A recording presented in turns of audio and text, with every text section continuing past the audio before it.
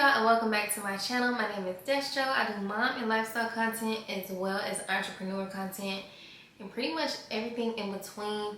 So if you are new, make sure you hit that subscribe button and let's get into it. Today we're going to be talking about the things that I wish I knew as a first time mom, as well as a little bit of advice and just lessons that I've learned with being a mom. First off, I do want to say if you are an expecting mother, there is no rule book to being a mom. There is no rule book to raising your child. Those 9 months are completely different from when your baby actually gets here. And it does feel like you're just thrown into the wolves, girl. Like, what is happening? But just remember that we are made for this and you got this, girl. So just breathe and just remember you have nothing to worry about. Okay, so we're gonna start with number 1. All you need is the essentials. I know when you're pregnant, you are literally researching up and down. What is the best baby stuff I need to get? Do I need to get this? What about this car seat? What about this diaper bag, baby? All you need is the essentials. TikTok is such a bad influence and it makes you feel like you just need all the bells and whistles, and it's just like, in reality, you're not gonna use half of that stuff. So for me, now having my second baby, I really made sure that I just got the things that I actually needed. My first baby, we were gifted a lot of things, but I did notice a lot of things were not used, or I couldn't get a lot of use out of it. And most of the time, the businesses are just trying to make money off of you. If you can just make sure you get the things that your baby's gonna actually need, and just when things come up, then you can purchase those other extra items. Number 2, be present. Be in the moment. In the first couple of months, do not beat yourself up trying to put your baby on a schedule. Newborns are so unpredictable and you just never know with them. They're cluster feeding, they might be asleep all night, they might be up all night, they might be up all morning and then sleep all day. I know we see a lot of women trying to sleep train their babies like as soon as they come out, and that's just not realistic. I'm not knocking anybody who does it, but just do not beat yourself up if you can't do it. I remember with my first baby, I tried that and girl, she was hollering and she was just fussy. And with my second baby, I'm just going with the flow. If she's up all night, we finna sit down on the couch, turn on a little movie, I might scroll a little bit, and then I'm gonna get your sleep. Your baby just came out of you. They want all the cuddles, they want the kisses, they want the love. Like, you cannot expect a baby to just know how to sleep. They have to learn day and night. So I would implement that later on, like 3 to 4 months, trying to get a routine just so you can get back to doing the things that you need to do around the house or work. That's just more realistic. Number 3 is postpartum is different for everybody.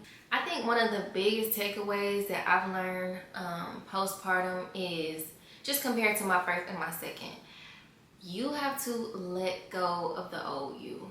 And I know it's so hard to say, but I had to literally let go of the narrative of, I can't wait to get back to my old self, because she's gone, girl. Go ahead and kiss her goodbye. You will never be that person again, and that is okay. That is not a bad thing. That is actually a good thing. So the more you lean into that, you'll be able to embrace who you are as a new mom. You just gave birth. You need to relearn who you are. And I know it's so hard to do that because you're just constantly reminiscing about the days before you had a baby. But you gotta switch that perspective and just know that babies are blessings. God did not make you a mother just because. Because the more that you think about the past, the more it'll make you depressed. And with my first baby, I know that for a fact. I would be thinking like, dang, bruh, like, this is my life now. I can't do things that I used to do. I can't leave the house. And really, this time around, I wasn't going for that. I don't want to be depressed. I want to embrace who I am now as a mom, because everything is okay. It's going to work out. Take care of yourself so you can be the best woman that you could be for your baby. Number 4, you will get through it, and it does get better. Sometimes we just need to breathe. We just need to breathe. And if you gotta cry, go ahead and let that big cry out. And I mean that ugly cry. Cry. Let them emotions out. Don't pin up all those feelings inside, because it's only going to make you depressed, and you just need to let it out, breathe, and just move forward. My first baby taught me so much, and just how to be a good mom and just a better mom. We all don't have it figured out, but I feel like your children will give you grace, because just like you're learning them, they're learning you as well. So you cannot beat yourself up. It gets better. I want to say maybe around 2 to 3 years old, I felt like I could breathe. I didn't feel like I was in the trenches anymore. With that being said, you will get back to you. You will not get back to the old you, but you will get back to you.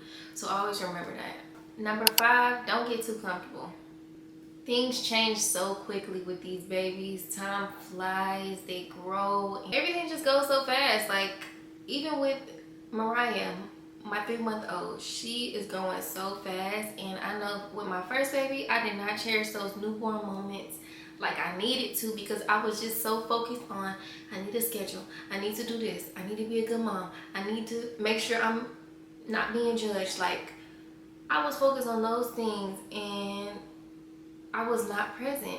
Especially nowadays, just being online and watching other people do mom things and just doing different routines, doing new stuff.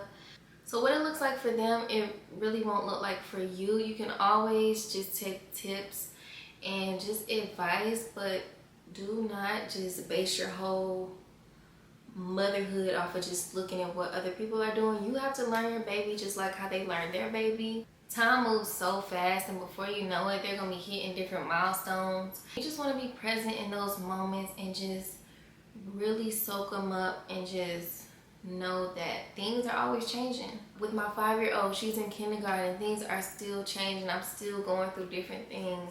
With my 3-month-old, she is talking up a storm. Not really, but she's babbling up a storm. And I know next, she about to be crawling and teething. Number 6, be open to receive help. Whether it's from your partner, your mom, your dad, your friends, family, close family, take that help, y'all. I know us as women, we want to be super women. I don't need no help. I can do this on my own. We do. We get tired. We get overstimulated. And you just have to receive that help. Those first couple of weeks, I feel like you should get all the help that you can get. And it's very overwhelming and it's very overstimulating. But I know you're going to look back and be like, dang, I should have took that help. Or I should have let them come and just help me do my laundry, my dishes, or just help around the house, because it really does make it easier. And this is a big one that I had to learn. If you have a significant other or your child's father is in their life, let them help and let them learn too. They got to learn just like you. And it may not look like how you do it. Like, they might not change the diaper the way you change it. They might not put the baby to sleep the way you put them to sleep, but they have to learn too, and it's okay. You don't know everything. He doesn't know everything, but y'all both have to learn, and you have to give him grace as well.